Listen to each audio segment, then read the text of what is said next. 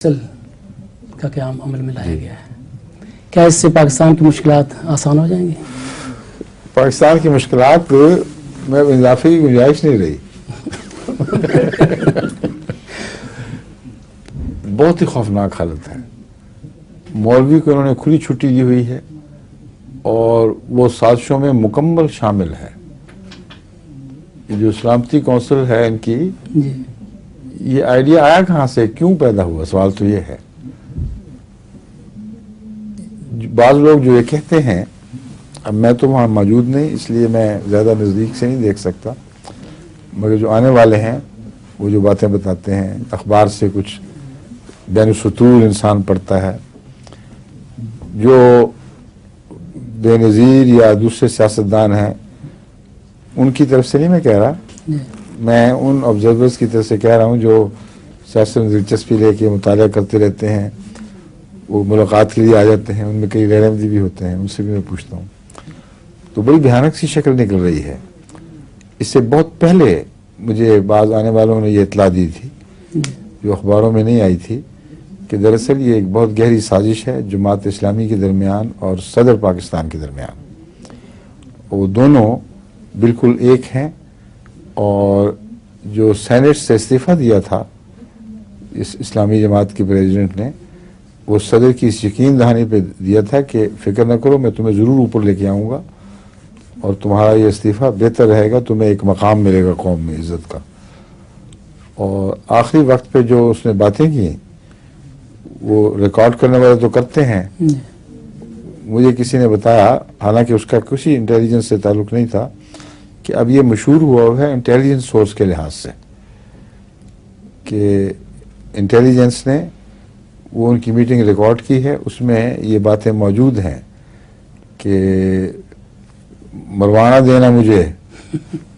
اس پر قاضی صاحب کیا کر رہے ہیں آپ؟ اس نے کہا بالکل نہیں، سوال ہی نہیں، قاضی صاحب آپ بے شک بہتر کر، یہ اب یہ مشہور باتیں ہیں۔ اب سنی سنائی بھی بہت پھیلتی ہے ملک میں، اور پھر یہ بھی مجھے شک کہ اس کو کہاں سے انٹیلیجنس کی رسائی ہو گئی، تو میں نے کہا کہ آپ باتیں سنی سنائی نہ کیا کریں، حالات جو بھی ہیں وہ ظاہر ہوں گے وقت کے اوپر، کیا ضرورت ہے پہلے سو لینے کی اور خام خواہ بدزنی کا شکار ہونے کی۔ کوئی بعید نہیں کہ دیانتداری سے انہوں نے کوشش کی ہو، اور جہاں تک جماعت اسلامی کا تعلق ہے، اگر آپ کا یہ نظریہ ہے کہ یہ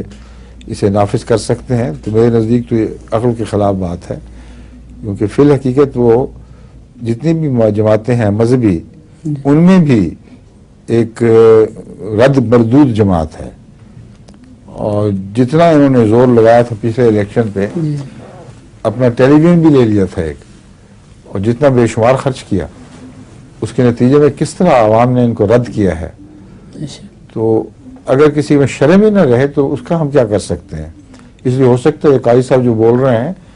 یہ اپنی طبیعت کی شرم کی وجہ سے ایسا کرتے ہوں، اور آپ خام خواہ صدر پہ بزنی کر رہے ہیں، لیکن آنے والوں نے سب نے یہی باتیں دہرائیں، اور اب چند دن ہوئے کوئی صاحب آئے تھے، کہتے ان کو تو نہیں پتا میرے پہلے کیا باتیں ہوئی ہیں، انہوں نے کہا کہ جناب یہ جو انہوں نے دھرنے شروع کیے ہوئے ہیں یہ سارے صدارت اور جو طاقت کے پیچھے بیٹھا ہوا ہے ان کے ایما پر کیے ہیں اس نے، اور انہوں نے کہا کہ یہ میری رائے نہیں، یہ اخبار پاکستان کے اخباروں میں یہ باتیں یا بعض رسائل میں جو خاص نظر رکھنے والے ہیں چھپ چکی ہیں، اور ایک رسالے نے تو پہلے سے پیشگوئی کر دی تھی کہ اب یہ قاضی صاحب جو کچھ کریں گے یہ ایک ڈرامہ ہوگا، یہ ظاہر کرنے کے لیے کہ حکومت جو کچھ کر رہی ہے وہ عوام کی رائے کے مطابق اور ایک طبی پاکستان کے قومی جذبے کی نمائندگی میں ایسا کر رہی ہے۔ اب جو انہوں نے حرکتیں شروع کی ہیں وہ یہ کہ احتساب کے بغیر ہم الیکشن نہیں ہونے دیں گے، اور جماعت اسلامی کیا لگتی ہے نہیں ہونے دیں گے، ملک کی وہ مالک ہے، وہ حیثیت ہی کوئی نہیں، اور بے شمار لوگ روپیہ خرچ کر کے انہوں نے آدمی اکٹھے کیے ہوئے وہاں، اور تمام اخبارات اہم ان کی خبروں کو اچھالتے ہیں، اور آپ غور سے دیکھیں تو گلی میں اکٹھے ہونے والے چند 100 یا 1000 آدمی ہوں گے جو دور تک دکھائی دیتے ہیں، لگتا ہے کہ پتہ نہیں کتنا بڑا عظیم جلسہ ہو رہا ہے، حالانکہ وہ بازار کا جلوس ہے جس کے دونوں طرف سے تماشائی بھی کھڑے ہیں، اور یہ خاص انداز ہے ایک پروپیگنڈے کا. اور ان کے دھرنے نے کرنا کہ پشاور میں دھرنا ہو گیا، کراچی میں ہو گیا، لاہور میں جلدی جلدی، اور پھر ان کی بڑی بڑی تصویریں اچھالی جا رہی ہیں کہ احتساب پہلے اور الیکشن بعد میں. اور دوسری طرف حکومت اس اثر کو ظاہر کرنے کے لیے کہ ہماری آپس میں سازش ہے،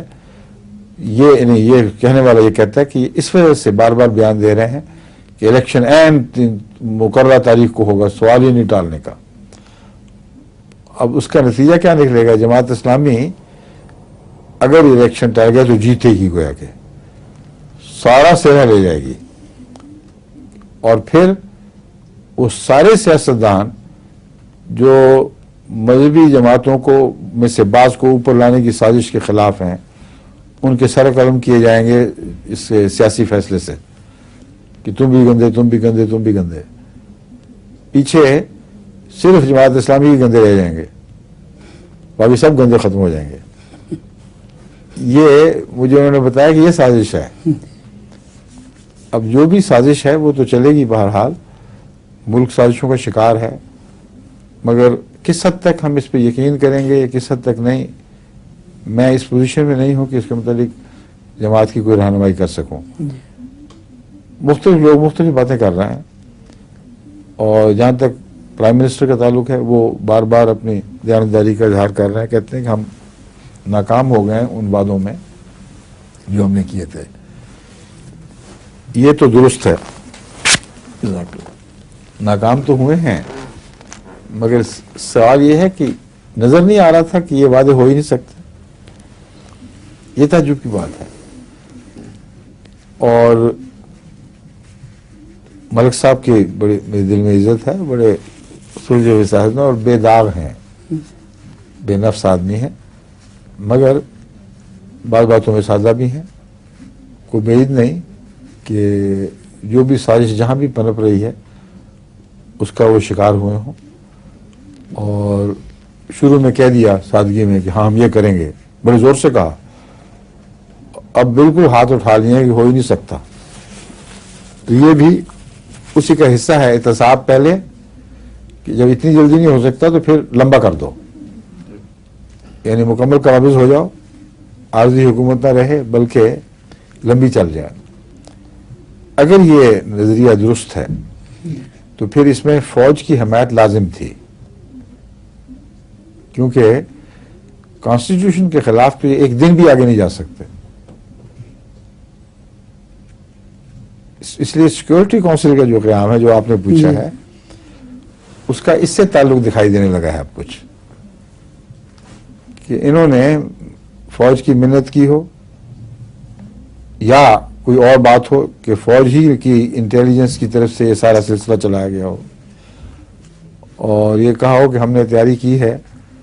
اب قاضی صاحب تو ہمارے ہاتھوں میں کھیل رہے ہیں یا سمجھ رہے ہیں کہ ہم ان کے ہاتھوں میں کھیل رہے ہیں، جو بھی صورت ہوگی آخر پہ فیصلہ ہوگا اس کا. تو آپ شامل ہو جائیں سیکورٹی کونسل میں، تاکہ اگر کبھی خطرہ ہو عدالتوں کی طرف سے یا عوامی دباؤ کی طرف سے تو آپ اس میں شامل ہو جائیں کہ نہیں، ہمارا فرض ہے کہ ملک کی حفاظت کریں، ہمارا فرض ہے کہ ملک کی بقا کی خاطر سارے ضروری اقدامات کریں کہ پاکستان کی فوج ملک کی سالمیت اور اس کی حفاظت کی ذمہ دار ہے. اس لیے کانسٹیٹیوشن اور نو کانسٹیٹیوشن یہ کام کر کے چھوڑنا ہے. یہ اگر یہ اعلان کرتی ہے سیکورٹی کونسل تو اس کے بعد عدالتوں کی کیا پوزیشن رہ جائے گی، اور اگر عدالتیں دخل دیں گی تو پھر کیا وہ منظور ہوگا دخل، یا سیکورٹی کونسل ایک بھیس بدلا ہوا مارشل لا رہے گا، وہ کہیں گے ہم عدالتوں کو کاٹتے ہیں، ختم کرتے ہیں، ان کا کوئی حق نہیں، اور ہم اپنی کارروائی ضرور کریں گے ملک کی خاطر، اور ماشاء اللہ لگائے بغیر پھر پیچھے ہٹ جائیں گے. پھر اوپر جماعت اسلامی نکلتی ہے یا کیا نکلتا ہے، ان کی کوشش تو بہرحال یہی ہوگی کہ پھر کوئی ایسی جماعت آ جائے اوپر جو ان کی پوری طرح قبضہ قدرت میں ہو. اور ایسی جماعت کے انتخاب کے لیے لازم ہوا کرتا ہے ایسے لوگوں کے لیے کہ کمزور ترین جماعتوں میں سے انتخاب کریں جو سیاسی مہرہ تو بن سکتے ہوں لیکن پتہ ہو کہ ہماری کھڑے ہونے کی ٹانگیں ہی نہیں ہیں. بے ٹانگ کا کوئی گڈا بنا کر اس کی چوٹی سے پکڑ لیں اس کو ہاتھوں سے تو وہ بیچارہ چھوٹنے کے سوچ بھی نہیں سکتا اگر دماغ ہو بھی تو کیونکہ ٹانگیں تو ہے ہی نہیں, وہ گرے گا سیدھے نیچے. تو بے ٹانگوں والے آدمی چاہیے ان کو, اور سر ہونا چاہیے, اندر دماغ ہو یا نہ ہو, نہ ہو تو زیادہ بہتر ہے. یہ سیاست ہے. تو آیا یہ ہو رہا ہے ہمارے ملک سے یا کچھ اور ہو رہا ہے اللہ بہتر جانتا ہے, مگر بڑے خطرناک حالات ہیں, ناقابل بیان حالات ہیں.